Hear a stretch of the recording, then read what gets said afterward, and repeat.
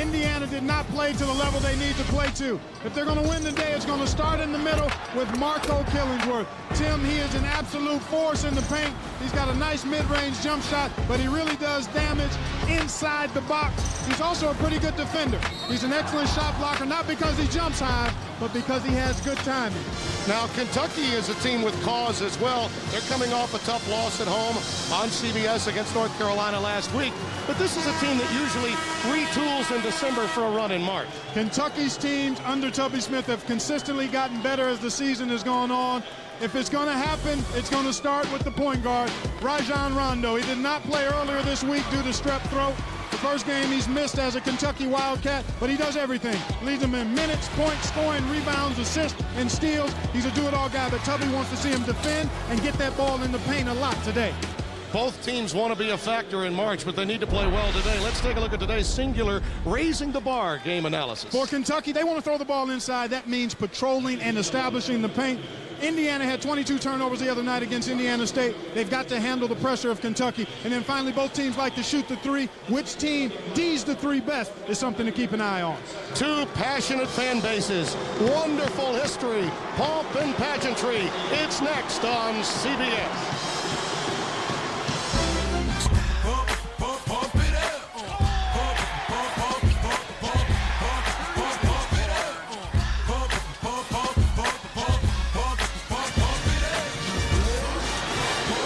We welcome you back. You look at the Kentucky huddle, now in his 9th year, won the national championship in year number 1. Tubby Smith, 73 graduate of High Point. His starting lineup will be the 5th different one in 9 games. Robbie Moss, Rondo as mentioned, Shugari Aline with Sparks and Sims. 2 players that can light you up from downtown. And there's Mike Davis out of Fayette, Alabama. A young man that took his team in year 1 to an opportunity to play for a national championship. And you see his lineup, Killingsworth, Vaden, A.J. Ratliff, who's been injured with that hand, is going to get the start today. Lewis Monroe and Marshall Strickland in the backcourt. They expect a lot from them. Our officials for today's game, J.D. Collins, Tom Eads, Gene Crawford. And we're about ready to go. An outstanding crowd. The history between these two, Kentucky's dominated. In fact, Mike Davis still looking for win 1 against the Wildcats. He's 0 for 5. Kentucky leads the series and has won 10 of the last 11 between the two. He may not have all of the components just yet, but if he gets DJ White back, and he is dressed today, before long he's going to have a real opportunity at making a strong move in the Big Ten Conference. You think top to bottom they're as talented as anyone? Without question, when they get this young man back, who was the Big Ten Freshman of the Year a year ago, his size and athleticism, he's added 10 or 15 pounds of muscle. He'll be a real force and a nice compliment to Marco Killingsworth. It's his left foot. He's slated to start on December the 19th. They're hoping he'll be ready to go by then, but he is dressed and did warm up before today's game. There's Aline, who has had big games, and as Clark mentioned, played very well against Georgia State. Certain teams he matches up very well with, and against others, not so well. The speed of the game has a lot to do with whether he plays. Exactly. Kentucky really going to look to emphasize throwing that ball in the paint an awful lot today, Tim. Killingsworth, again the double team, and on the help by Robbie Moss, they get the turnover. And on the other end, a foul committed by Strickland. Well, we talked about how Kentucky wants to throw it inside. Killingsworth's going to try to front. Not really strong ball pressure by Strickland. And if you don't believe that Shugari Aline is 7'4", believe it, folks. He's every bit of it.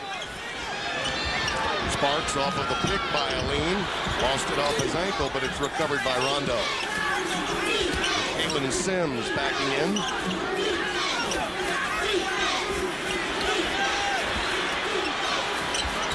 Off the curl, Robbie Moss. Rebound to Strickland. Vaden creates himself. Doesn't get the roll. Killingsworth follows. And his quickness advantage inside against Aline is something to watch. And you saw it right there, Tim. He got that rebound, and before Aline could react, he already had it in the hole.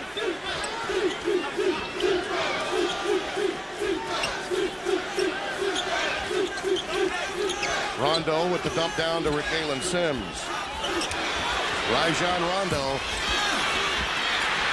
has still worked on his perimeter game, and on the putback, Sims knocks it through off the feed from Alleyne.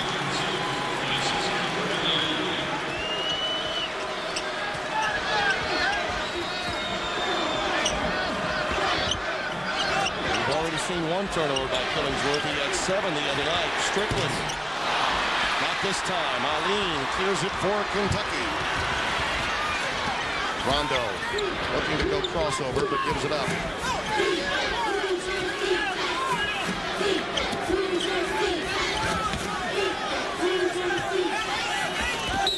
On the baseline drive, Strickland commits his second foul. Well, anytime you get dribble penetration or pass penetration, as you get here, Vaden penetrates, Alleyne leaves to try to block it, and that leaves Killingsworth alone on the weak side glass. This is a Kentucky team that needs a lot from its big men, and right now Alleyne has played well. There are 3 7-footers on this Kentucky squad, but they're young and raw. Lewis Monroe on the floor now for Indiana after Strickland picks up 2 in a hurry. He goes to the other end to collect another kind of deuce. I like the pass out of the double team. After the first possession, Killingsworth turned it over, but that time found Strickland, who was well spaced, and then took advantage of the lane to the rim. Sparks fouled, and it's beyond the arc. 3 shots coming his way. And the personal picked up by Indiana and A.J. Radley.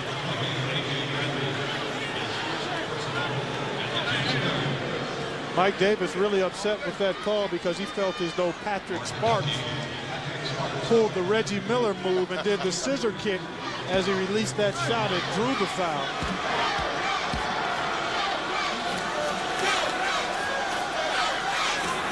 Kentucky native, let's get the notebook on Patrick Sparks. Well, you can't tell a book by its cover. Clearly, when you look at Sparks, you don't think he's the kind of player that he is.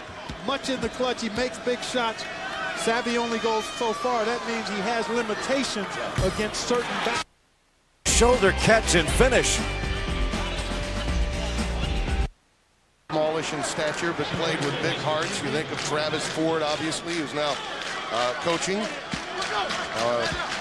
Moving up in the head coaching circles of college basketball. Certainly Richie Farmer, who was one of the unforgettables. And Patrick Sparks, Iron Kind, was unforgettable in the NCAAs last year. That's exactly right. What a game that was against Michigan State.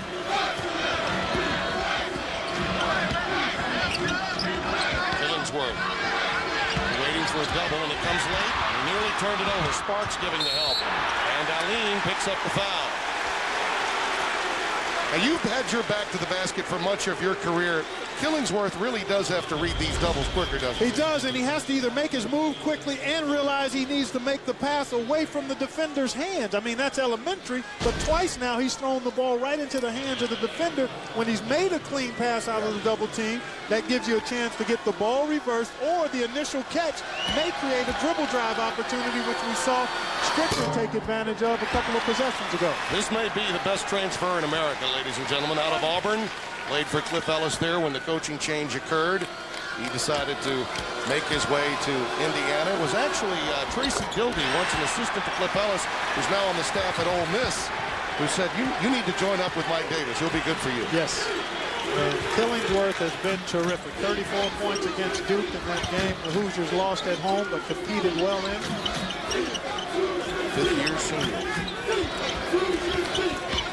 Both teams have been man-to-man. Look at the room they give Rondo up top, Clark. Plenty of it, and he launches. That's the reason the room is there. You called it.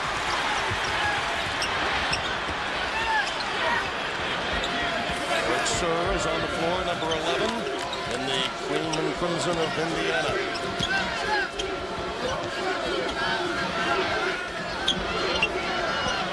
Nice dump down to Killingsworth. Uses the glass. Excellent pass by Vaden. He takes away the space of the shot blocker by getting his body right into the shot blocker's body, and he's much quicker, not only with his feet, but also with his release down in the low post.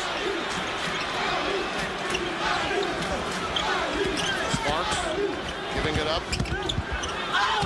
Nice look, but again, he got airborne, and Sir on the baseline collected the charge. Timeout.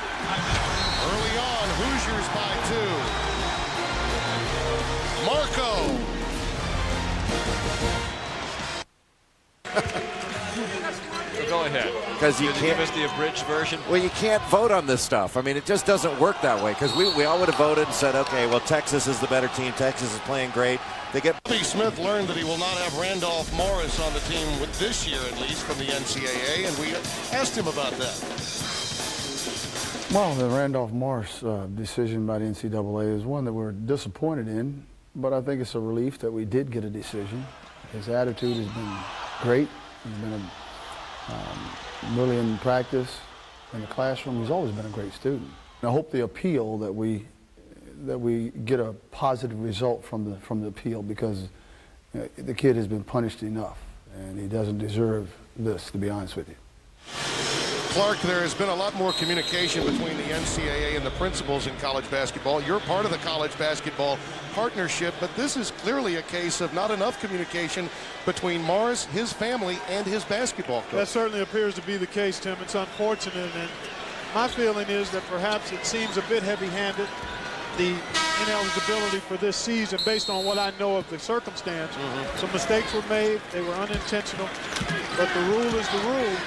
And I'm hopeful that he'll be able to win the appeal as well. The young man, I think, wants to come back to school. Kentucky would like to see him be able to get back, and perhaps he can move forward. It's really not a good decision from an NBA perspective either, because no one can draft him. Right, right.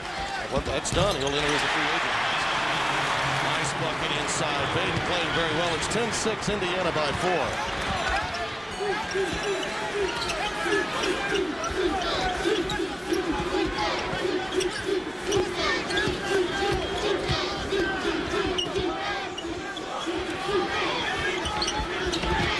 Kentucky's turned it over a couple of times in their last few transitions. Here's Perry working baseline. It's cut off by Ben Allen, the young Aussie who clocked in during the timeout for Mike Davis. Shot clock down to 5. Bradley. Oh, Ramel Bradley grazes the rim. Pulled down by Lewis Monroe, another transfer from Auburn. Came over at Killingsworth's request. There's the dump down. Łukasz Ordzut now checking another 7-footer in for Tubby Smith. Webster from Poland. Air ball, snared by Killingsworth, quicker to the ball, and he's fouled inside. Visit CBS Sportsline tonight for a complete wrap-up of all the day's action. Watch video highlights and get in-depth analysis from our team of experts only at CBSSportsline.com. No question that blowout of Texas by Duke will come up. Man, oh man, what a... Surprising. Do you think after the Virginia Tech game, Mike Krzyzewski got Duke's attention? Without a doubt, J.J. Redick was fabulous. I think he had 41 and a big day from behind the three-point arc. Speaking of Duke, Killingsworth, terrific. And that's one of the reasons why double teams are going to come early and often, right? Especially without D.J. White to take some additional attention away from Killingsworth. But so far, he's done a reasonably good job, Tim. He's had a couple of turnovers, but he's also created some scoring opportunities by getting it out of the double team effectively. Ramel Bradley knocks it down. 11-8 our score.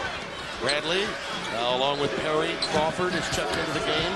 As well, wholesale substitution, Sheree Thomas for Kentucky.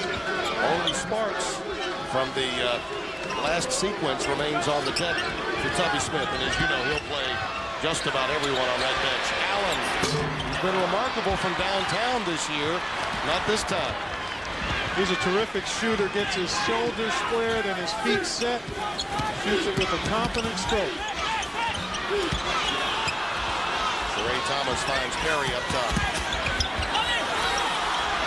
Turn around, too strong off the back iron. Killingsworth with the outlet to Baden. 3 rebounds for Marco so far. Oh, nice look. And the finger roll finish.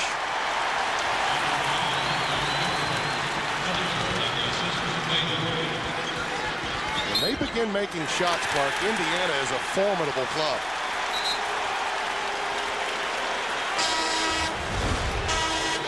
Marco Killingsworth. He's got everything you want in a post player. Excellent hands, good quickness, and a sense of how to use every bit of that 245 pounds. And he is sculpted now. I saw quite a bit of him in the Southeastern Conference at Auburn, and there were times when he became gassed in games. That actually happened really at the end of the It sure did. You're exactly right, Tim. He's got to continue to work on his conditioning level. Vaden on the wing. 16-8 as the Hoosiers double up Kentucky. For the point you made, Tim, about them being able to knock down perimeter shots with a force like Killingsworth inside, it's a hand-in-glove situation. He gets you open shot, and your ability to knock him down gets him one-on-one attention inside. Crawford. Out there. Lewis Monroe has a lot of hops in the backcourt, can get a lot of rebounds. Vaden. Ratliff going for the rebound, picks up the foul over the back. That's 2 on him. Just over 7 minutes gone. Indiana taking control from an offensive standpoint. A.J. Ratliff, who will be used sparingly. Remember, he's only gotten a little playing time of late. Errol Callaway checking in also for the Hoosiers at guard, number 51, replacing Ratliff. Boy, you better keep your eye on 51. He is an absolute blur with the ball, Tim. He can really motor in transition. Well, this is hiccup on hiccup with Rondo and Callaway.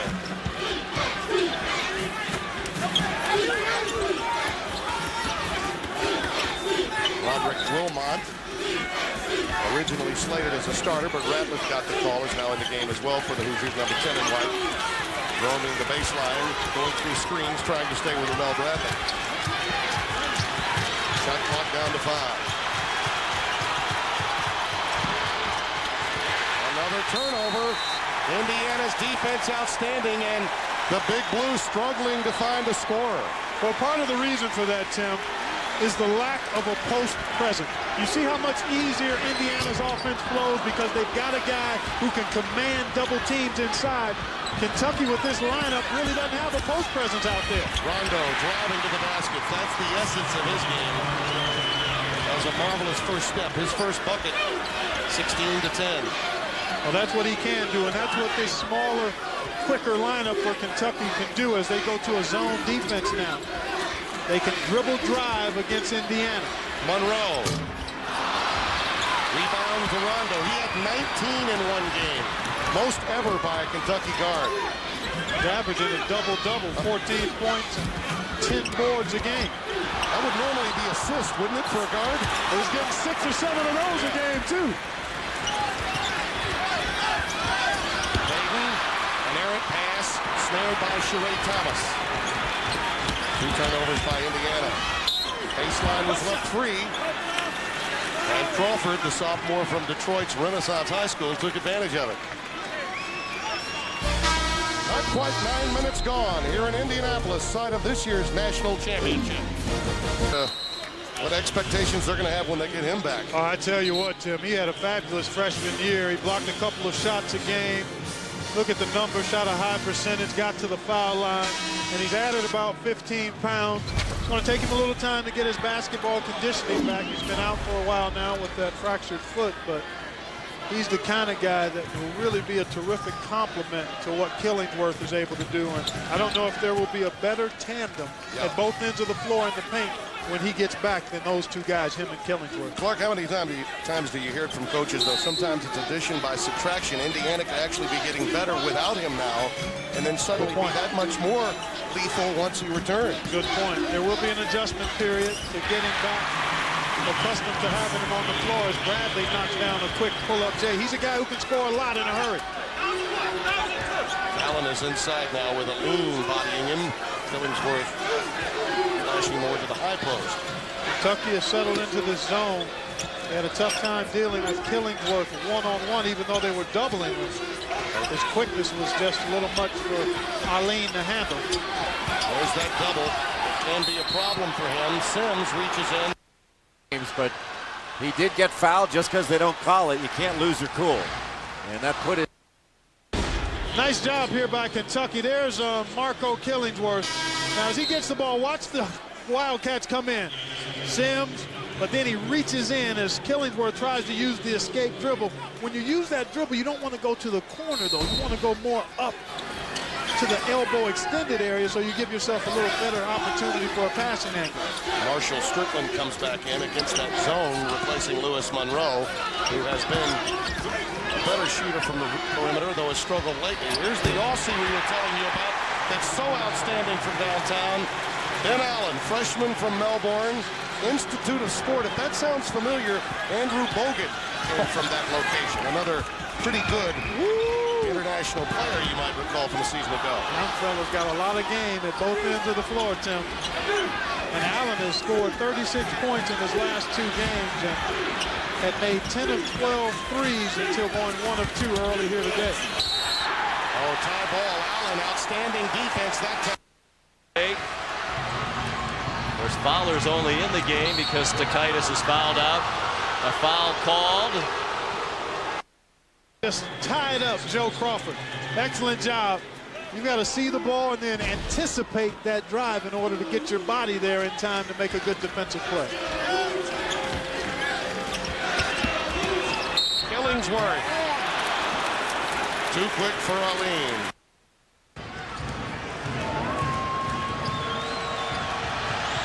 Jamar Butler makes the first. News Magazine, the #1 reality show and the #1 show on television, and more people watch the NFL on CBS than any other network. CBS, America's #1 network. When we talk to players at this position as bookends, how about the book on Marco Killingsworth? Force and finesse, what a lethal combination. Trim carpenter, that means he finishes everything. You had a house built before. That's what a trim carpenter does. Puts the finishing touches on it, but he's got to be careful with the foul. I actually thought that your glossary meant he needed to lose some LBs. Oh, did you have to trim the carpenter? See, it's been too long since we've hung out together. A little bit of knowledge is a dangerous thing. It is good to be back with you. Likewise. Indiana by 8, 9.5 remaining. Game 2 of our doubleheader on CBS Sports today. Earlier, Duke blowing out Texas in a 1-versus-2 matchup in the Meadowlands. Ramel Bradley. Nice work by Perry to keep that one alive. Out of bounds to Indiana. Ferguson rebounded it. Indiana doing a nice job with their man-to-man defense from a position standpoint.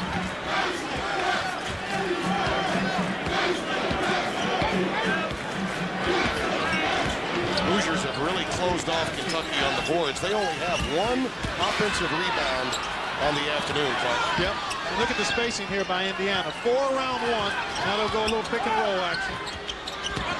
Nice if you get a swamp. Callaway. That is excellent basketball there. Play through your best player, let him put the defense on its heels, and then find a high-quality shot for a teammate. Largest lead of the day and a foul against Kentucky. It goes to Indiana. Look at the spacing here. 2 guys here. Killingsworth. Look at that. All 5 Indiana Hoosiers covering the whole court. Little pick and roll action. Not much of a screen. Catch it. Pseudo penetration. Step into your jump shot. That is textbook basketball. Bobby Perry picked up the foul. Bradley checks out of the game. Robbie Moss comes in for him. And Brandon Stockton, diminutive senior from Glasgow, Kentucky, coming into the game. So Tubby Smith obviously not at all pleased with his veterans. There are times when he'll take all 5 out. If he feels he's not getting the effort, he'll take them all off the floor. He did that in the SEC tournament, the semifinals last year, turned the game around as they beat LSU by 1, had to come from behind to do it. Yeah.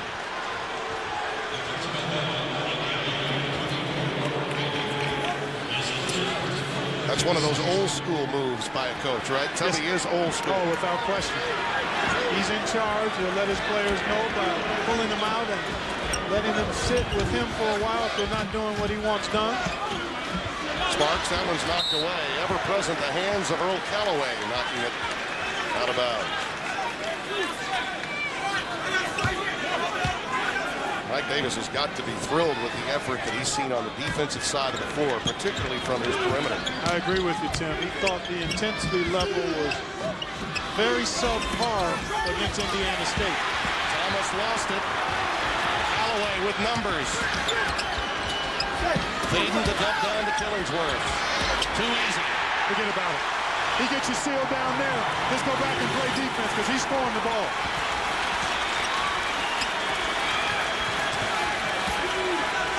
They have not found an answer for Marco Killingsworth. 11 points for him. This is a 9-0 Hoosiers run.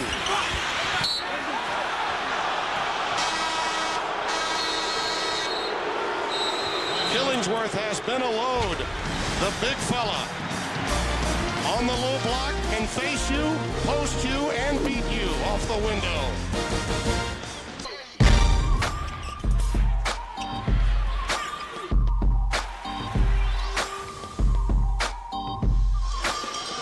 Take a look at our game summary from Alabama to Indiana with love from Marco Killingsworth. And the points off turnovers key early on. It certainly has been for Indiana. I thought Indiana might struggle against Kentucky's pressure defense. It's been the flip side of that equation. And Killingsworth has been terrific as well inside. They have not found a way to deal with him in the paint. And the circumstances for Tubby Smith really are very difficult until you find someone that can score from deep. Right now, he's got no scorer on the floor. Yeah, exactly. And that's tough when you have to rely on dribble penetration, no real post-up presence. And when that's the case, Tim, one of the things you'd like to try to do is create some offense off your defense. But Indiana has been so efficient offensively that Kentucky has been unable to get anything in transition. Someone needs to heat up, and it may be Sparks for Kentucky. And maybe an in-between shot will help him because at some point he's going to have to hit a standstill jumper. Yep, I agree with you.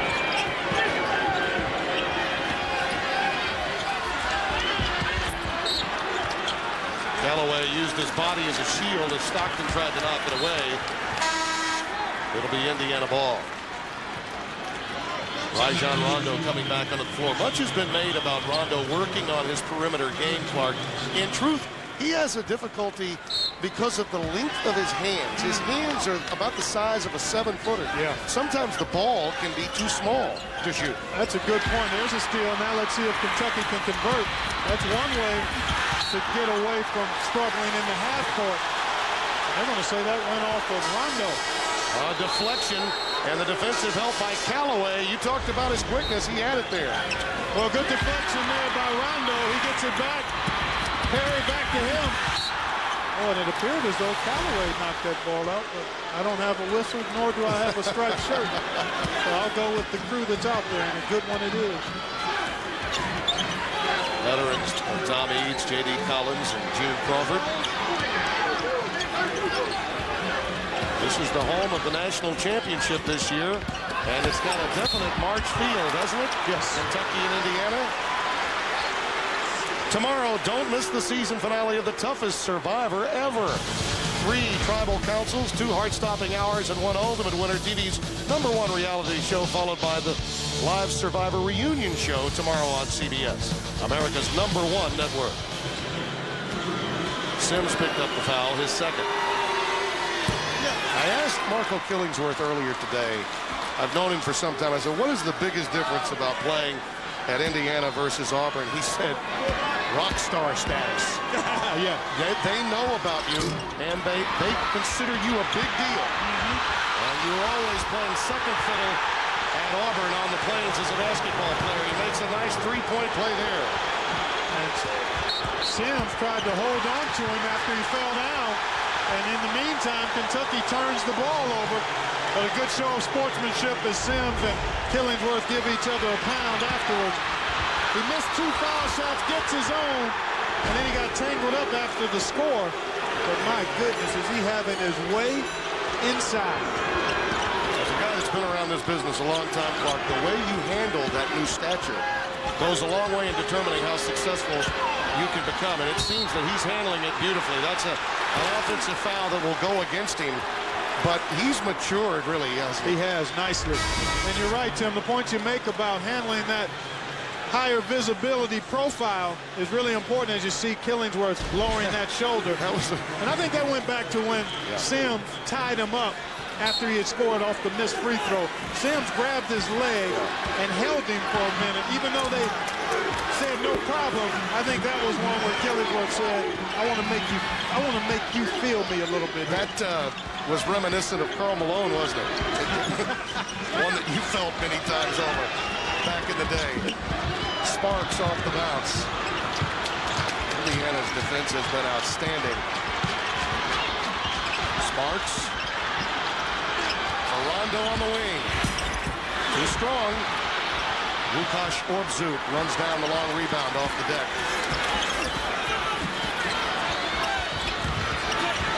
They're giving Rondo all kinds of room on the wing, and they now move Sparks to the point.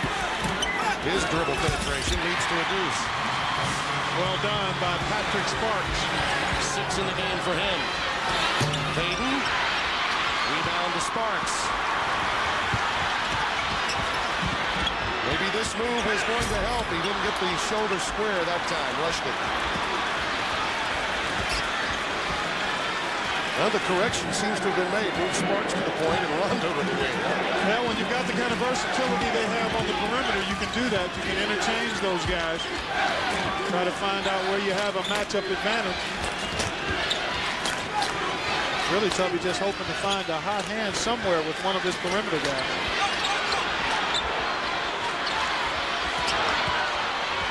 Oh, he needs to get rid of it now. Get it swung. Strickland. Oh, a contested shot by Robbie Moss, and Strickland buried it.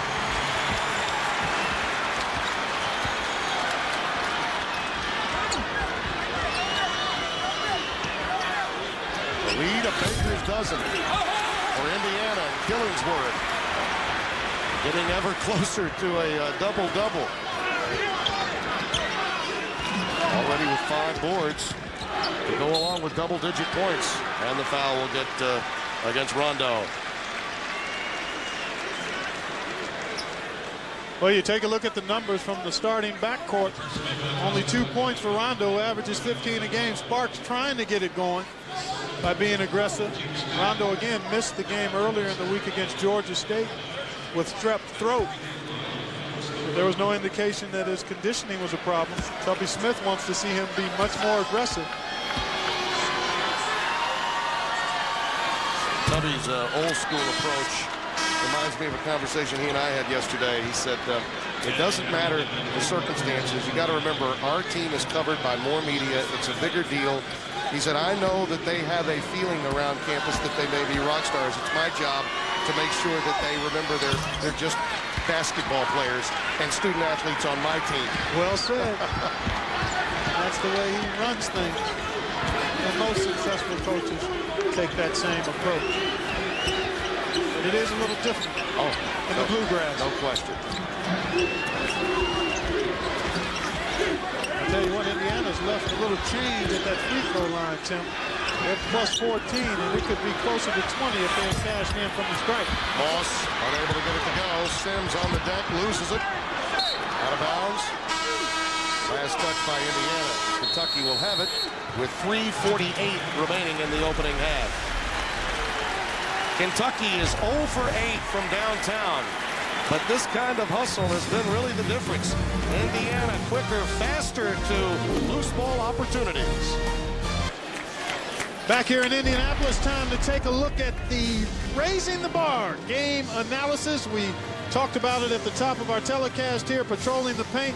Kentucky only 6 points in the paint, and they got the first 2 of the game in there, handling harassment.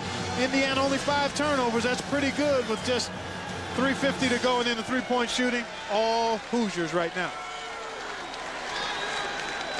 Coming up on Singular at the half, Greg Gumbel and Seth Davis will get you caught up on all of the scores and highlights, including the big showdown between #1 Duke and #2 Texas. That's all coming up on Singular at the half. The Blue Devils had their way with Rick Barnes' team, and a lot of times you need to find out with guys on the floor for the first time in a big-time atmosphere what you have. And I think Rick Barnes today learned that there's still some growing for his team. That's exactly right. Zone defense for Indiana for, I think, the first time. What a nice play by Joe Crawford. This is the guy that could maybe replace Kalina Azubuike. Yeah, I agree with you. He's physical. He's got a good shot. He has a nose for the ball. And here he is just chasing down that missed shot. Kentucky, Tubby Smith actually highlighted Joe Crawford as a guy he thought could emerge as a significant go-to player for him. When he recruited him out of Detroit, he thought that he had more defensive ability than most of the guys out of that class. And really, when you think about it, the loss of Azubuike, by the way, some bad advice for him. Yes. History will remember that decision in a very big way. But Crawford definitely has that inside-outside capability. He sure does, and he's a physical guard, Tim. He's got good size. He's about 6'5", well-built, good athlete, a hard worker. I mean, he's got the ingredients to be a guy that can give you a lot of what you need at both ends on the perimeter.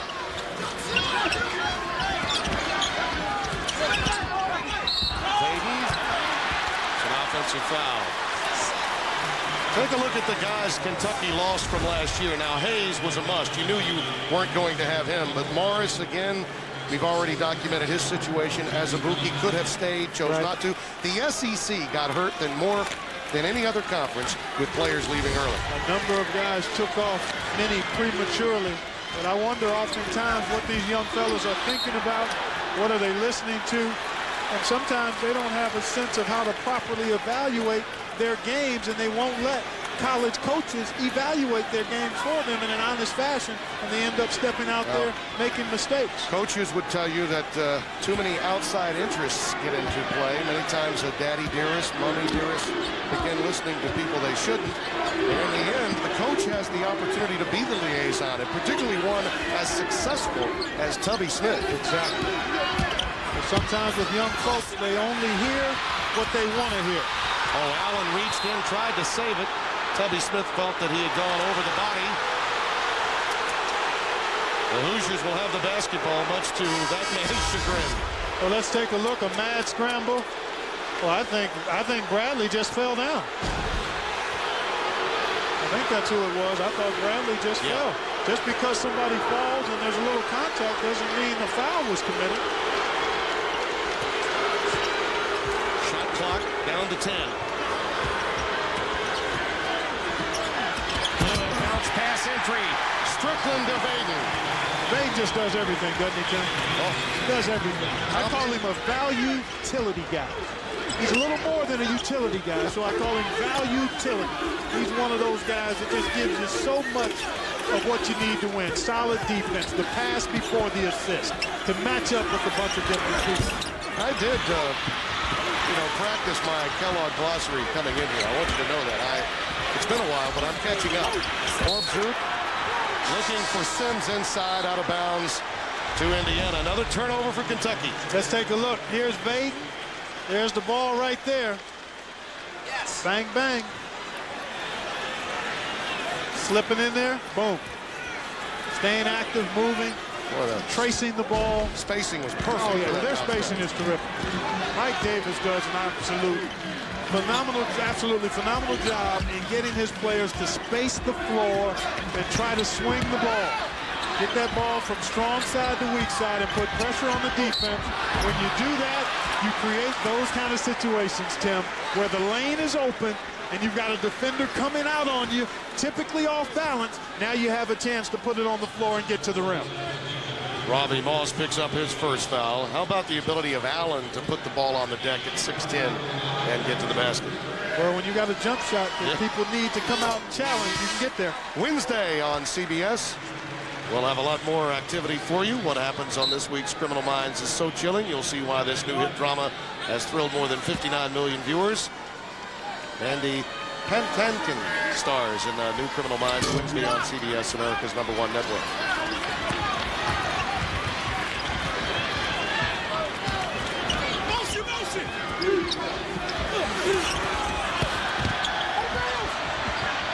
Loose ball. And a foul spotted on the baseline. Extended. It will go against Kentucky. Look at that. 10 turnovers, 0 for 11 from beyond the arc. Well, that's not a winning recipe. Indiana has been terrific defensively. You've made note of that throughout the first half, Tim, as you look at Rakalen Sims. He's got 3 fouls now, but they've been the quicker, more aggressive team at both ends, and their defense has not given Kentucky very many good looks at the basket. Lewis Monroe has been maybe a bit behind the curve early on. They really thought that he would help Strickland a great deal, take some of the pressure off him. And sometimes when you make that move as a transfer, there's a little bit of a culture shock. Yeah. And I think he may have been going through some of that. I think he's done, despite all of that, he's been a steady hand at that point guard position. He's got a 2-to-1 assist to turnover ratio, solid defensively. And I think his comfort level is just going to continue to grow as the season progresses. And you're right about Strickland. Not having the burden of having to run the team has really freed him up to concentrate on defense and stroking the perimeter shot. Callaway got some help from Allen to get out of that triple team. Now, I think the Kentucky fans are in a state of shock. There's a lot of quiet blue in here. Wildcats are 2 for their last 10 from downtown and beyond. They can't find the basket inside or out. It's been all Hoosiers. They lead by 16. What the Hoosiers need to do to be a championship caliber team in the Big Ten and beyond. Kellogg's Crunch, we call it. A healthy DJ. We've talked about that, DJ White. Commitment to D. Have we seen that in the first half, partner? Absolutely. And then efficiency on O. Indiana has assisted so far, Tim, on 69% of their made field goals on the course of the season. In their 2 losses, the assists have been at 27 and the turnovers have been at 38. So when they space the floor and move the ball, they get high-quality shots. And that's a terrific ratio. You're assisting on almost 7 of every 10 field goals you make. That's what we mean by efficient offense. Allen with 1 on the shot clock. Off the front iron, pulled down by Sparks. Shooting 57% the Hoosiers in the opening half. That's from the floor. They've actually shot better from the floor than at the free throw line. Kentucky holding for 1. There's not much room to operate. The Hoosiers moving their feet, switching, communicating. Sparks, ball is kicked by Allen, so they'll get the ball out of bounds with 7.2 remaining. Guys, back down, please. Thank you. Stay down.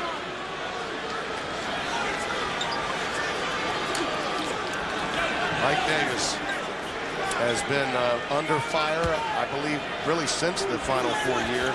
This is a critical season for him. His team has really answered the bell today. Look at that suffocating defense. Perry would not have counted had it gone, and we're at halftime. And listen to Hoosier Mania here in the RCA Dome. It has been a blowout, 35-19 early on. That's our score at halftime. Now let's go to Greg Gumbel in our New York studios. Greg? Thanks, Vern. Coming up on Singular at the Half, we'll get you caught up on all of today's scores and highlights, including Kansas avoiding their worst start in the third. Bar. Capital One. What's in your wallet? And by Chevrolet, an American Revolution.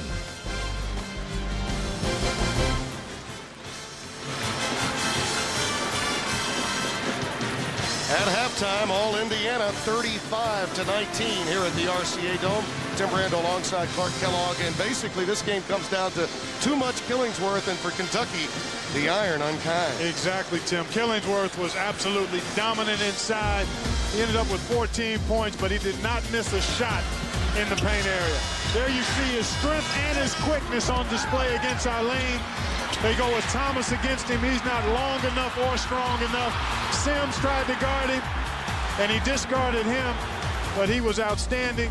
The three-point shooting, nothing happening for the Wildcats here. They went 0 for 12 from beyond the arc, and they really don't have much else going on. They're basically a perimeter team.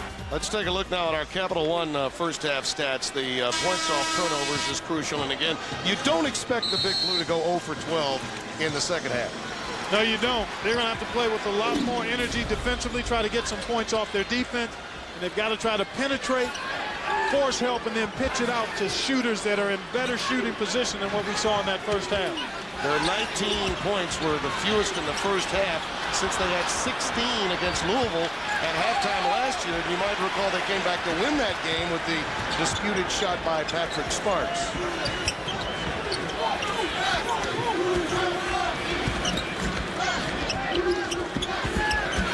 Strickland on the wing. Alleyne clears it for Kentucky. Rondo really struggled in the first half. Takes it to the rack. Perry there to follow. Rushed it. Killingsworth with good defense and some help also coming from the weak side. A.J. Ratliff.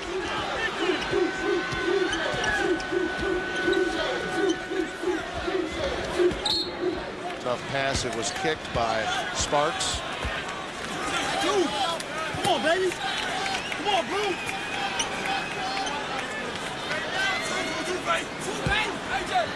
It will be trickled in with just over a minute gone by here in the second half.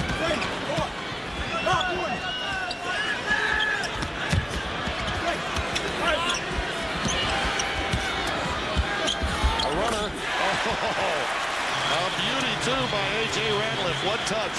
His first bucket. Sparks. Nothing falling for Kentucky. Not even layups. Well, they shot 32% in the loss against Iowa. They aren't even that warm here today. 29% at the half, and they've missed their first 3 or 4 shots here in the second half. Foul goes against Alleyne. Near the end of today's game, we'll select a Chevrolet player of the game from each team. To honor their determination and outstanding play, Chevrolet will make a $1,000 contribution to each university's general scholarship fund. Chevy, an American Revolution. Faden left open. Sparks looking to push.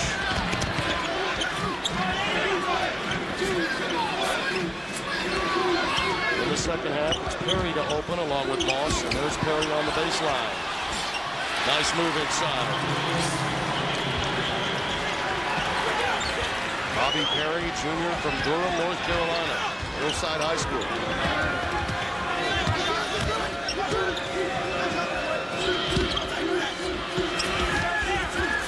Strickland again.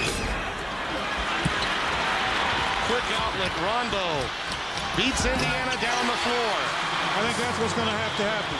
They've got to do a good job defending, get the defensive board, and try to quick hit against the Hoosiers just because they don't have enough force inside to play a slug-it-out half-court game. Their advantage is with their quickness if they can create opportunities off their defense.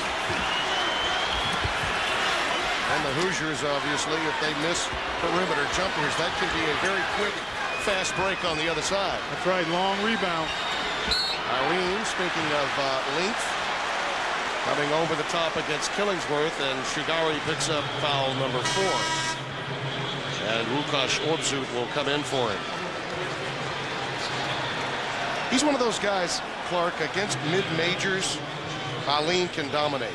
But when you get back in games that are going up and down the floor and you've got to defend guys like Marco Killingsworth, it's going to be tough for him. It really will be. Just not quick enough or strong enough to deal with a post guy like Killingsworth, who is quick and strong and knows exactly what he's doing down in the box.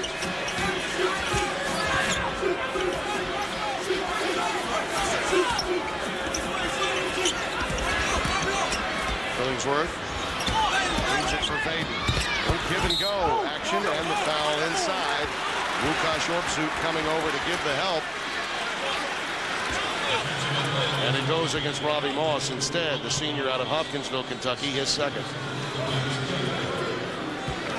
Indiana enjoyed a 14-4 free throw attempts advantage because of the presence of Killingsworth and his ability to draw fouls.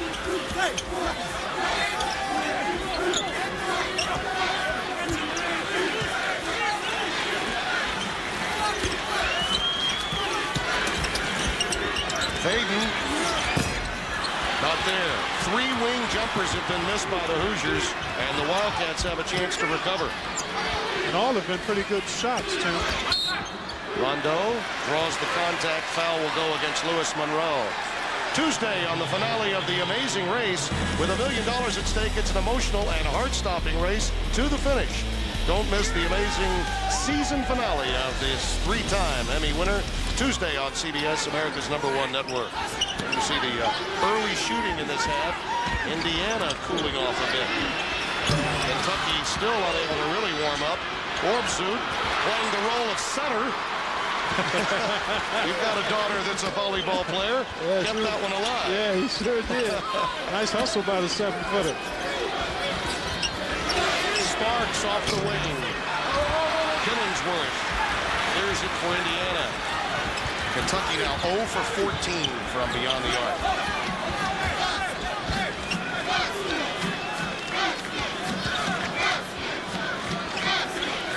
Kentucky came in having made 40% of their threes, and they make an average of 8 a game. But not today. Defensive pressure, and now some wolfing going on between Strickland and Rondo. Timeout.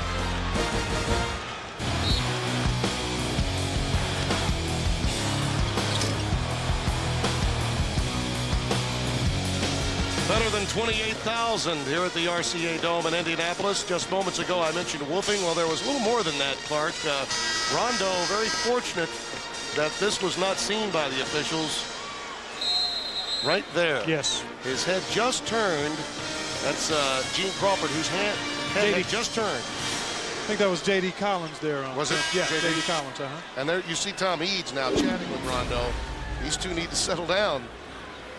That very easily could have been a technical foul, at the very least. Yeah, right. If they would have seen it, it certainly would have been.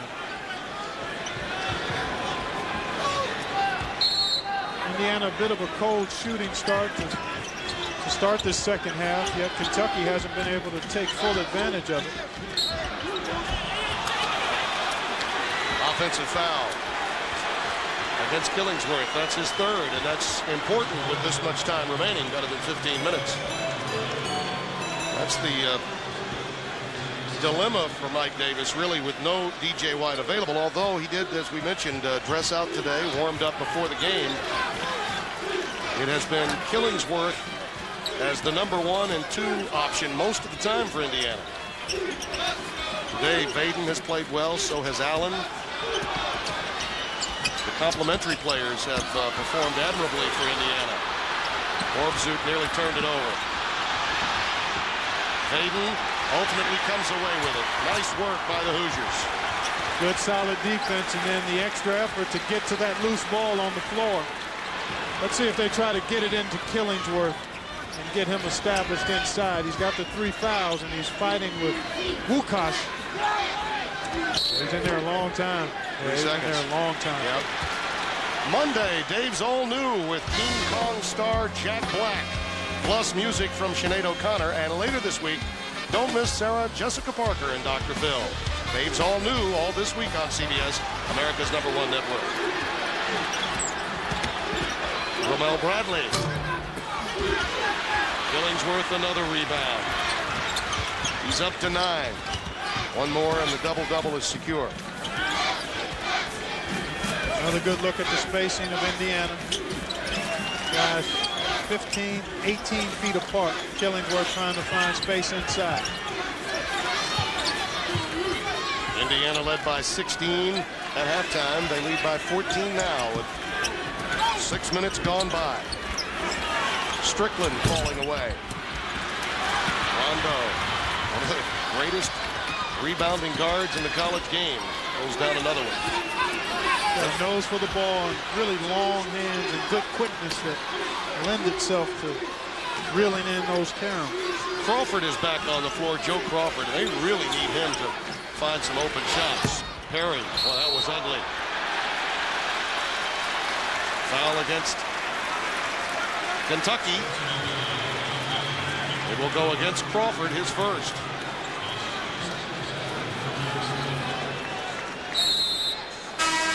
You look at Tubby Smith's team, and there are just so few options on the offensive end of the floor. Well said. They are limited there. We've talked about the inability to get it done inside, no presence there. And today, 40% shooting on the year. They've not made 1 in 15 tries, but some of those have been really challenged. Others have been good shots that the Wildcats just haven't made. They have the third longest active streak in consecutive games with three-point shots, 583. That's trailing only UNLV and Vanderbilt.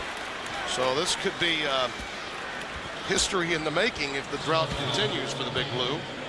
I think those two teams both have made a three-pointer in every game since the rule became part of college basketball. Łukasz Orbzut picked up the foul for Kentucky, his second. Something else to note here, Tim, that is the 5th team foul on Kentucky, only 2 on Indiana.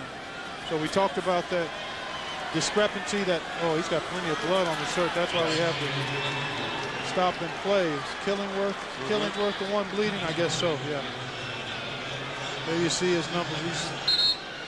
Well, at least it matches the number. You know, the fives are wild there. Yes, it is. Again, to finish that thought, Indiana took 14 free throw attempts in the first half to 4 for Kentucky. Rondo, that's his specialty, feeding Bradley. I think that's the only way Indiana, or Kentucky rather, has a chance to get back into this game. Defend, rebound, and run. Well, the congregation from the Commonwealth rises to attention, trying to pump up its team. Kentucky defense has picked up a bit, and Indiana's offense has become just a tad more stagnant. Shot clock at 5. Faden off the bounce. Rondo, his 3rd rebound of the day. Bradley for 3. Allen corrals it for Indiana. Marco Killingsworth will come back in on the next dead ball. Indiana is 0 for their last 6, so this is really Kentucky's chance. They've had a great opportunity. I mean, Indiana had 35 points at halftime, Tim. Stone cold here in the opening moments. Almost 8 minutes gone by, and only 2 points scored by Mike Davis's team. Well, Kentucky has only scored 6. That's a trip. That's one of those fouls Tubby Smith is going to have difficulty with. Yeah, you're playing some decent defense and then a sort of a lazy trip. Yeah. And it puts you 1 foul away from being over the limit with an awful lot of time to go, although Indiana has not shot free throw wells today or during the season, only 66% on the season. You see both teams frigid from the floor here in the second half. That is a 3 on Rajon Rondo. He sits down. Patrick Sparks back on the floor. Sheree Thomas along with Crawford. Kalen Sims, Sparks, and Ramel Bradley on the floor for Kentucky. Callaway being dogged by Sparks, gives it up. And the double team comes, but also does a foul. Timeout, 37-25. We'll return to Indianapolis after this message and a word from your local station. You're watching NCAA basketball on CBS. The NFL on CBS. Tomorrow, most will see Indianapolis and Jacksonville in Game 1. In Game 2, most will see Kansas City at Dallas. And it all begins with the NFL today. Greg, Dan, Shannon, and Boomer, the Heisman Trophy winner, will pay a visit. My guess is that means Reggie Bush will be in town. But they could be talking about the Matt Leinart sweepstakes, because we don't know if Reggie Bush is going to be playing collegiately or no. And of course, one day we'll have football in here again. The RCA Dome, of course, home to the Indianapolis Colts, as well as this year's Final Four. Will be the 3rd time it's played here and the last. A brand new state-of-the-art building for 2010's Final Four. Looking forward to that and to April 1st and 3rd of 06. Yes, my understanding is that it's the Indiana Dome for now, but like most facilities, it could be bought. It could be your name. It could be Kellogg's Dome before it's all over. Wednesday on CBS. What happens on this week's Criminal Minds is so chilling, you'll see why this new hit drama has thrilled more than 59 million viewers. Mandy Patinkin stars in New Criminal Minds Wednesday on CBS, America's #1 network. Well, you talked about Reggie Bush. Do you want to let the public know how you voted in the Heisman Trophy race? For the first time in a long time, I sent in my ballot before the final weekend of the regular season. He was just so much better than any other player on the field while playing. He had to be the choice. I would agree. I didn't have a vote, but he was spectacular all season long. Oh, the window works for Sheree Thomas. I don't know that that's what he had in mind, but Kentucky will take it. 39-27. Indiana has survived a drought because of the very cold blue shooting of Kentucky today. Killingsworth step in and find his man. That was an excellent pass as he found A.J. Ratliff for three. That big man can pass, Clark. He can. He's really taking his time.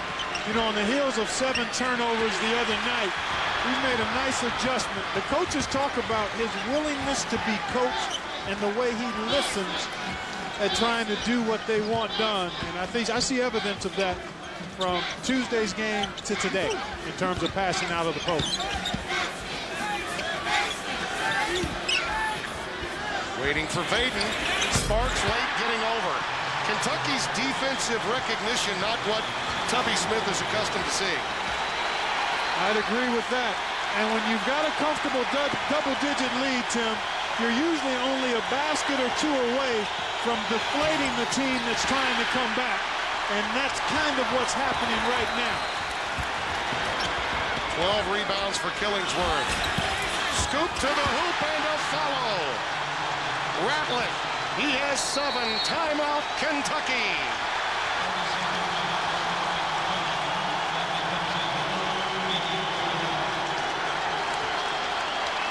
Sponsored by the Home Depot. You can do it. We can help. Sonic. It's not just good. It's Sonic good. And by refreshingly smooth Bud Light. Always worth it.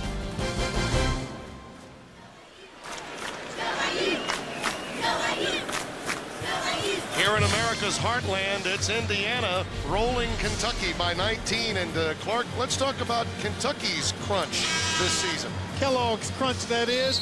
Things they need to do to become a high-quality team. A post presence, have not seen that today. Timely perimeter shooting, that too has been AWOL. And then the high conversion rate in transition has not happened. Those are the areas where I think if Kentucky can improve, then their team gets better as the season goes on. It's been a tough day for the Wildcats and Tubby Smith. 0 of 16 from behind the three-point line. Turnovers, +4 there, and then you see the difference in points off. Indiana has just been the more efficient, more aggressive team all game long. Bradley from downtown. Kentucky 0 for 17 now from beyond the arc. And Rakalen Sims took a shot. Or was that Sheree Thomas? I believe it was Sheree Thomas. Sheree Thomas in there.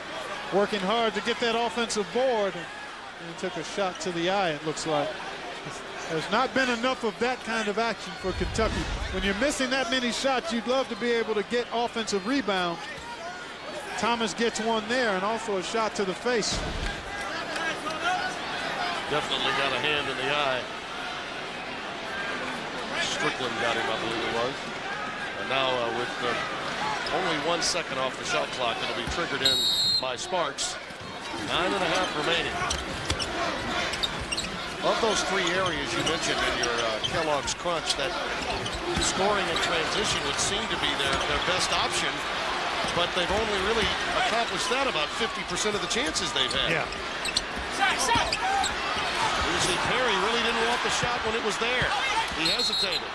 Out of bounds to Indiana. Yeah, you're exactly right there, Tim. Just a little tentative, unsure, and some of that you have to attribute to Indiana's defense. But some of that is just a young team struggling to find itself offensively. Look, Kentucky has played by far the tougher schedule to this point in the season than Indiana. But sometimes there's a price to pay when you're playing heavyweights. Well, ask Mike Davis about last year. That's right. Or Tommy Izzo early this year. That was a must-win for him the other night against Boston College in many respects. Bradley took an extra step. This is the first 6 a year ago versus this year. I'd say Mr. Davis knew what was at stake this season. He idled it down just a little bit. And by the way, I see no problem with that, particularly when you take on the likes of Duke and Kentucky before you get into the Big Ten schedule. Sure. That's You good got to enough. balance it. You've got to balance it out. There's enough RPI in there for you. Oh, without question.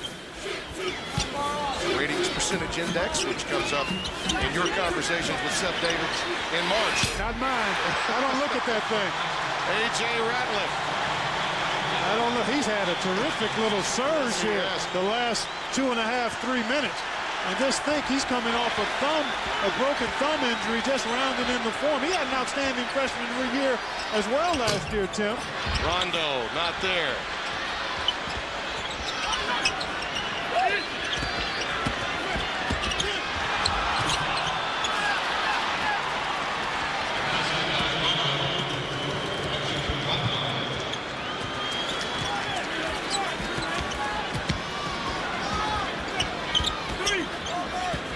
Rondo got that last deuce. It's now a 20-point game. Killingsworth can't connect.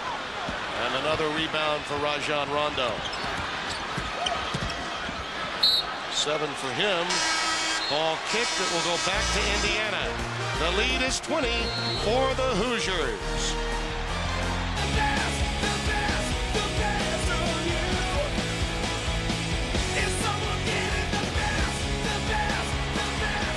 Taking a look at our game summary, three-point shooting pretty much says it all, Clark Kellogg. 0 for 18 for Kentucky, and again, too much inside from Killingsworth for Indiana. Well, Indiana has really controlled this game in those two areas, but I think their energy level has been much better, and their defense has been more solid over the course of the ball game. But when you miss perimeter shots, and a number of those three-point attempts have been challenged, to Indiana's credit.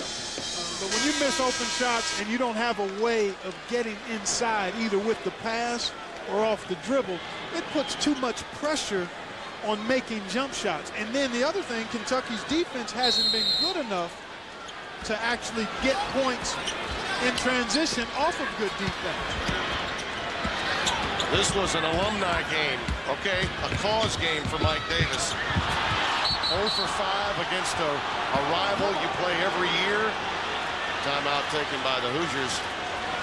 He's going to get his first in 6 tries, it would appear today, in the Hoosier State. 29-29. Indiana leading Kentucky. Tim Brando, Clark Kellogg. You're at the RCA Dome in Indianapolis, Indiana. Hoosiers have put the pedal to the metal in this race-crazy state against Kentucky. Killingsworth not really prepared for that pass, and it came in very quickly from Strickland, and it's a turnover. 9th of the day for Indiana. It's a far cry from the 22 they had in the loss at Indiana State. We live in a time, Clark, where if you don't bring your best game, I don't care who you are, in the 13 scholarship parity-laden NCAA, you're going to get beat. Rondo picks up the foul on the run-out against A.J. Ratliff.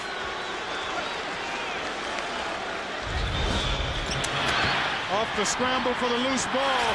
Rondo saves it to Ratliff. And Ratliff never saw Rondo coming. Ratliff wanted to give us a little highlight reel action there. But he'll have a chance to cash in at the stripe. Boy, he's had a nice little spurt here over the last 3 minutes. Homespun. Ratliff. Tomorrow is Survivor Sunday on CBS. After 60 minutes, see the final challenges and the final vote that will make one survivor a millionaire, followed by the live reunion tonight on CBS. That's America's #1 network. Ratliff out of North Central here at Indianapolis. A breakout game this year for his season so far.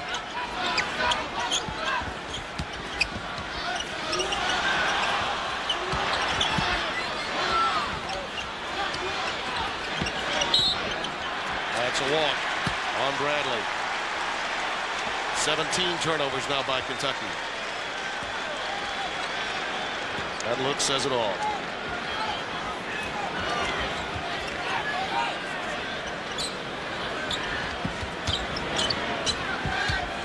doesn't get any easier next week with Louisville on that schedule.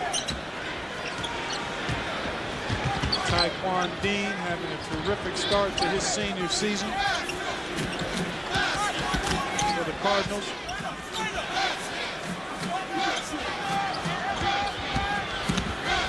Hayden, nice bounce pass and an even better second pass, but they fail to convert, and a reach-in foul, really needless that time.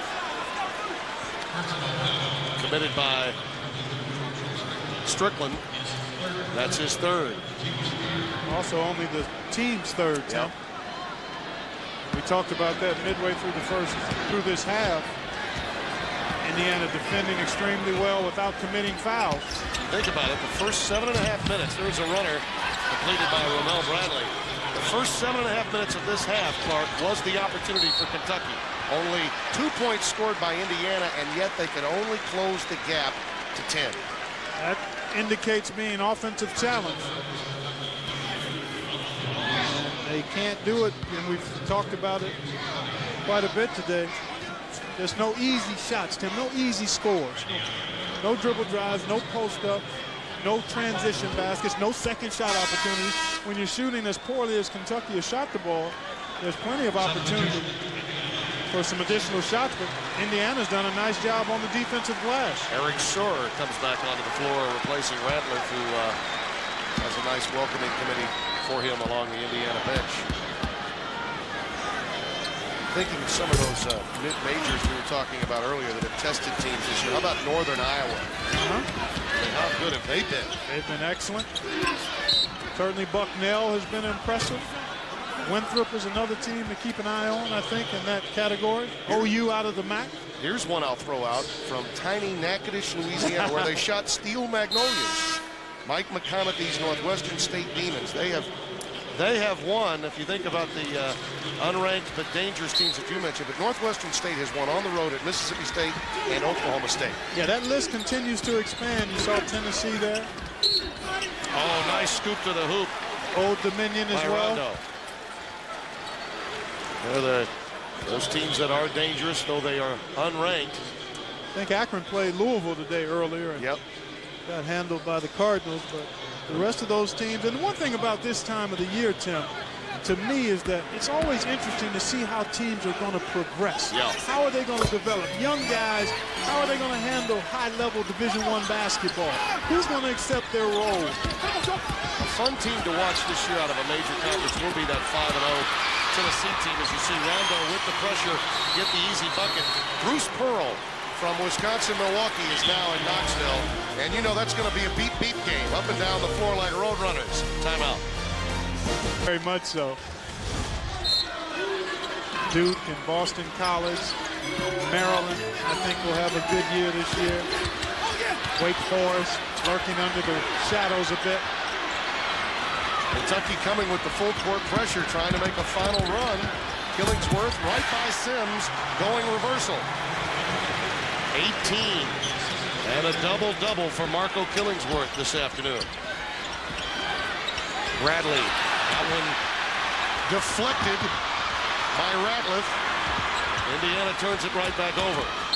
Rondo fouled as he goes inside by Lewis Monroe. Nice job here by Indiana after turning it over against the press on the prior two possessions. Get a high-quality shot there from Killingsworth. Spacing, drive, and draw the defense, and then Killingsworth, one of the best finishers in college basketball. Monroe got the foul on the other end, his fourth.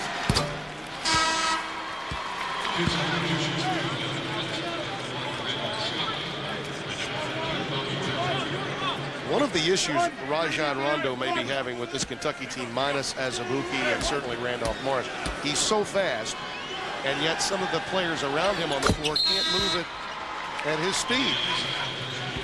That's part of it.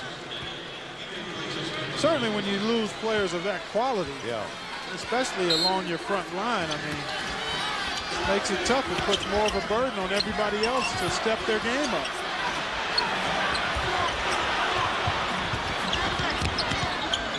Killingsworth so quick with that first step. Perry deflects it. He stayed right with it and used the glass. 55-38.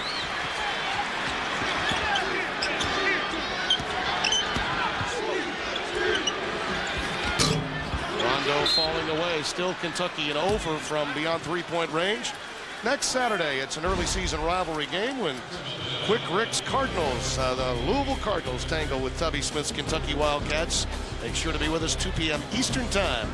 You're on CBS Sports. Well, I watched Louisville play against a scrappy Richmond team earlier this week. And it wasn't until Taekwon Dean really got it going that Louisville was able to escape and create some distance. But that disciplined style of offense and solid defense, Richmond took Louisville right to the last couple of minutes. All the way back to the days of Dick Tarrant.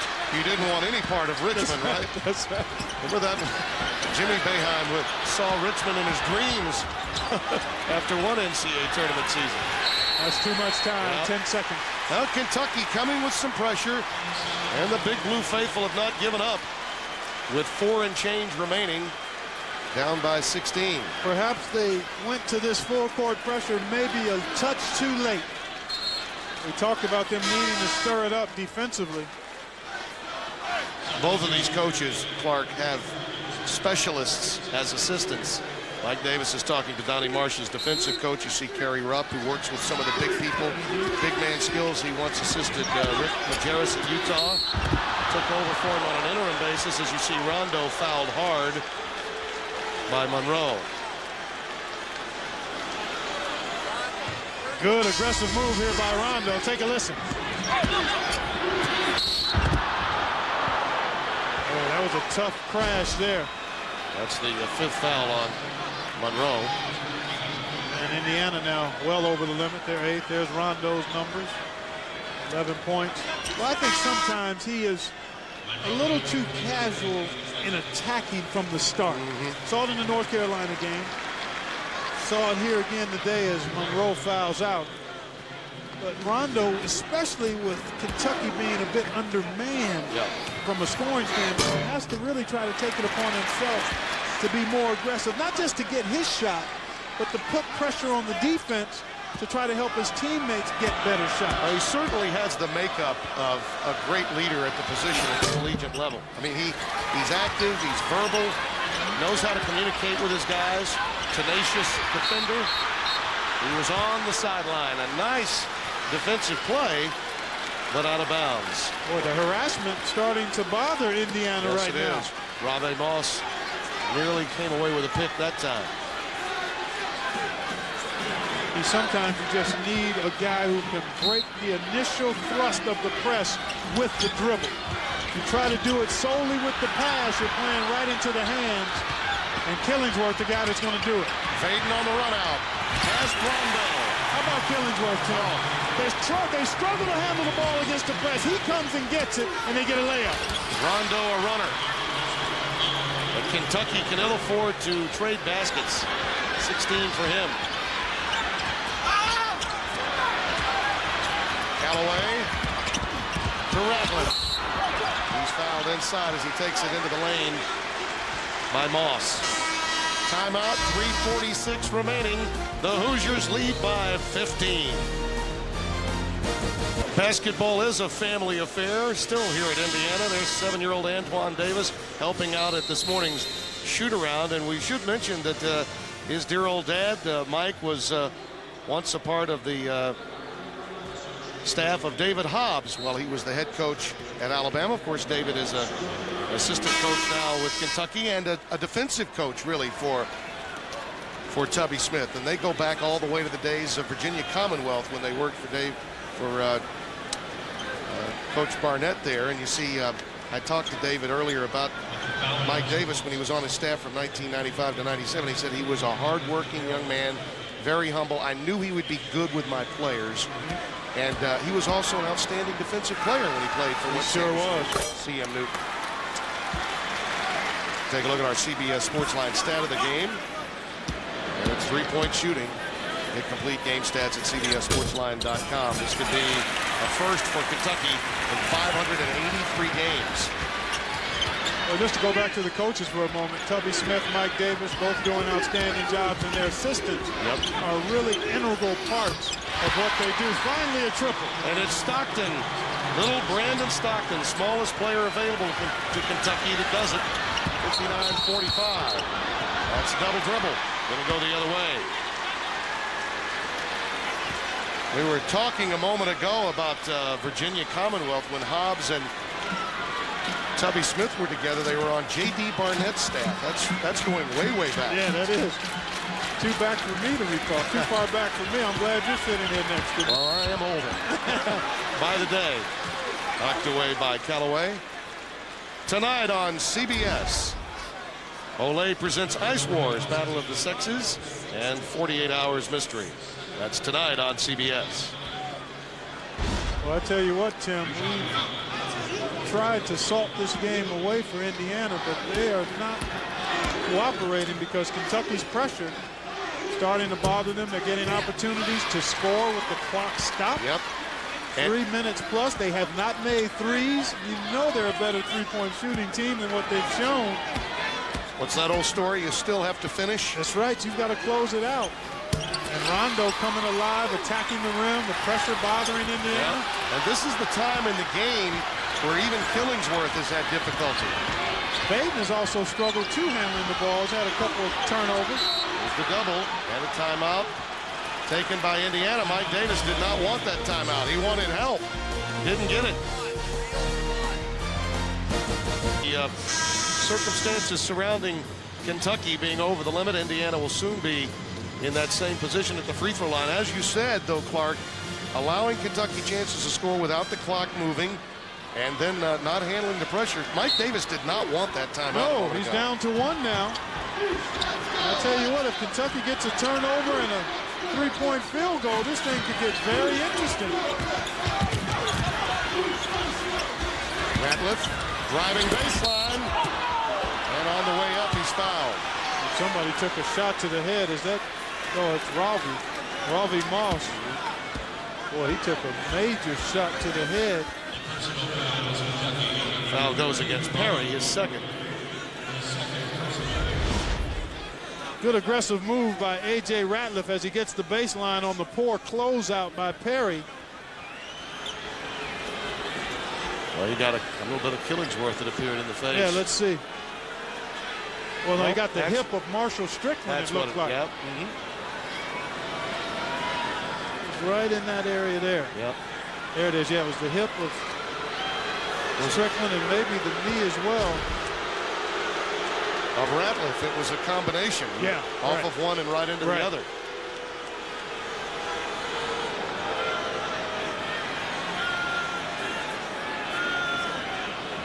Just over 3 minutes to play, and Indiana who's had really control of this entire second half, leading by as many as 19. Has seen Kentucky have gotten to 20, Tim, at one point, I think. In this half, we had 19 just within 5 minutes. It was 19. Oh, okay. Most recently, and now they've carved into it by 7. And 4 possessions in 3:03, that can happen. Oh, it sure can. Indiana's in a position, though, if they take care of the ball, draw fouls, and knock down free throws, they can keep Kentucky at bay. And Ratliff has had a terrific second half.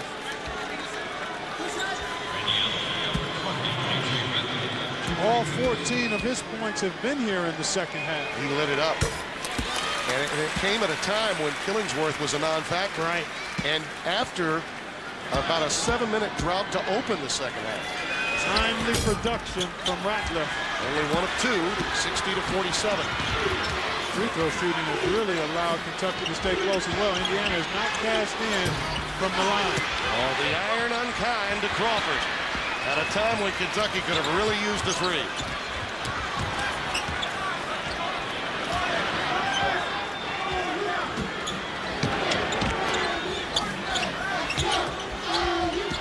Fade right through the double team to Ratliff. Reversal. Count it. Faden made that play. He sure did. split the defenders and got to the rim. Rondo fouled on the other end. Mike Davis elected to start A.J. Ratliff today, and the move has proved quite rewarding. Beautiful move there, up and under by Ratliff. He's got a sweet stroke, Tim. He's really athletic. Strickland very quietly has 18 points. Take a look at A.J. Ratliff's second half.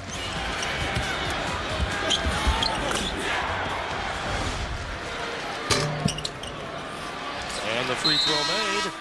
The lead now 13 for Indiana with 2:26 remaining. And some offensive and defensive substitutions being made. Stockton out. Bradley back on the floor.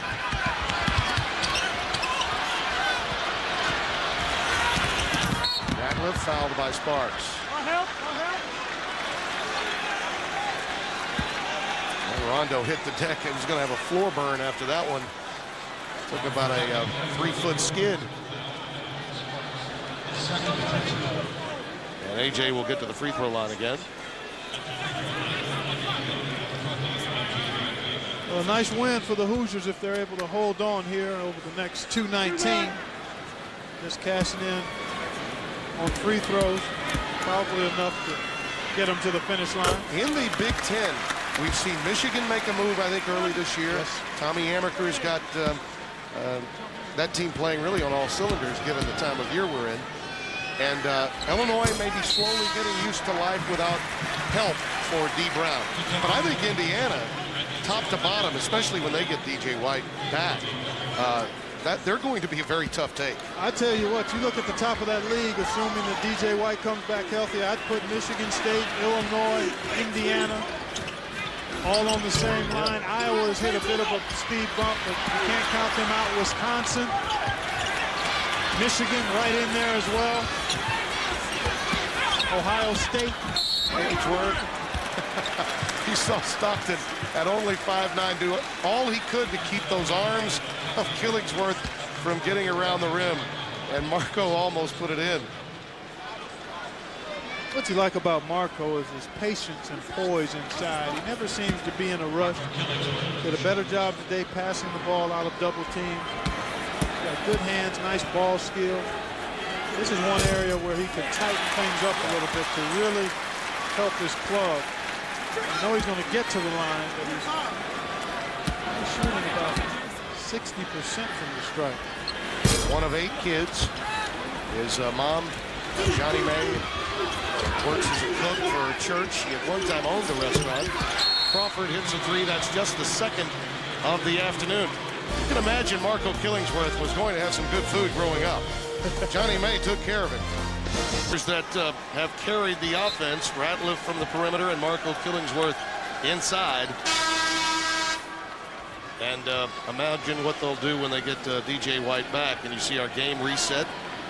Indiana has struggled at times with the pressure that Kentucky's brought. Wildcats can still stop the clock a couple of times. Indiana down to 1 timeout.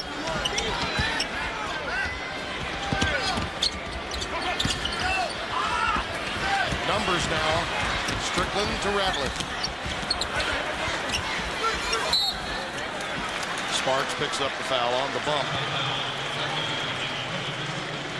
against Strickland. Patrick Sparks has looked indifferent today. Just has not been in sync.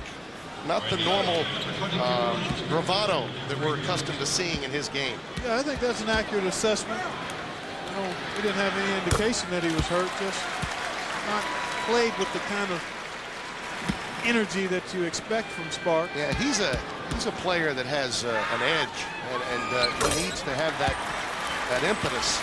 Well, I think Kentucky was taken out of any kind of rhythm early on by the defense of Indiana. Rondo. They were trying to tell the officials that it was deflected, but to no avail. Turnover, number 18. And the Hoosiers, many of their partisan crowd here, letting the fans know from Kentucky that they feel good about their chances of coming away with their first win in 6 tries against the Big Blue. Today's Chevrolet players of the game: Rajon Rondo from Kentucky and Marco Killingsworth from Indiana. In recognition of their determination and outstanding play, Chevrolet will make a $1,000 contribution to each university's general scholarship fund. Chevy, American Revolution. Well, it was Killingsworth early. He really set the tone. Scoring early and often inside. Early, Ratliff late. Yeah, Ratliff was the story in the second half, and you made the point, Tim, a good one it was, that he stepped up exactly when the Hoosiers needed him to create some offense, because they had gone 6 or 7 minutes without having any kind of rhythm. And then he got it going and helped them maintain a comfortable double-digit lead. Bradley in traffic. Killingsworth another rebound. 11 boards for him and another Wildcat on the floor. I believe this time it's Crawford. His feelings are hurt more than anything else, I think. And some tough love there from Tubby Smith. Tell you, so many times coaching is about psychology, and I really think Tubby Smith is one of the best at it. Without question. He and Tommy Izzo comes to my mind as another guy. Understand when to be tough, understand when to console. It's a delicate line to walk, but a lot of coaches do a good job of it. And that's necessary. These guys are young, developing young men. Yep. I was talking to Tubby about his family. Saul is coaching his son. He's got another one coming up. He's an outstanding player and is at Ole Miss now. And then Ryan. And then, of course, there's Gigi, whose wife is going through a residency. There's the hand from Marco Killingsworth as he leaves the game. He's out of coaching, but only for a short time. Gigi will no doubt be on the sidelines near you soon. Rondo fouled back on the putback. Don't forget, tomorrow it's an NFL doubleheader on CBS. Most will see the Jaguars and the Colts, and Kansas City and Dallas at Game 2. It all begins with the NFL Today on CBS, and the Heisman winner tonight will be in the studio with Greg and Boomer, Shannon, and Dan.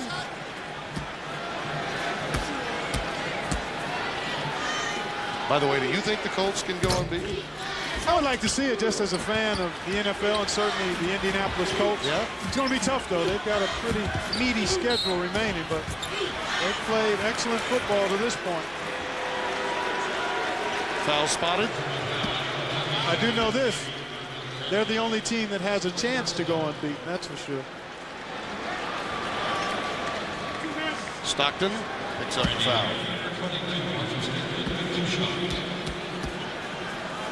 Marshall Strickland.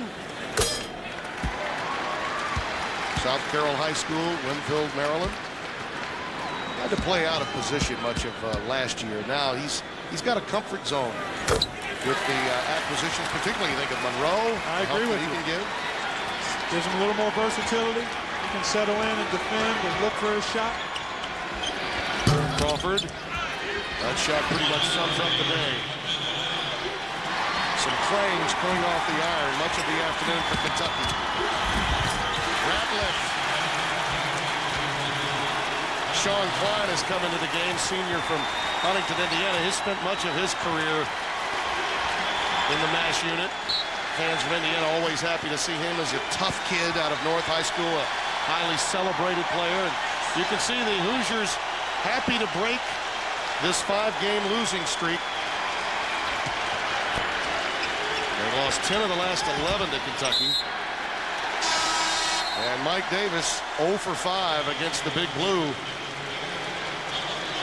It is true, there are such things as alumni wins. This will get some of the influential alumni off his back. Quality of life victories, we call these ones. Klein, alley-ooping to Wilmot. 77-53. Hey, it's good to be back with you, partner. Likewise. Been a while. Enjoyed it, Tim. Rondo, Klein again on a run out. Callaway again.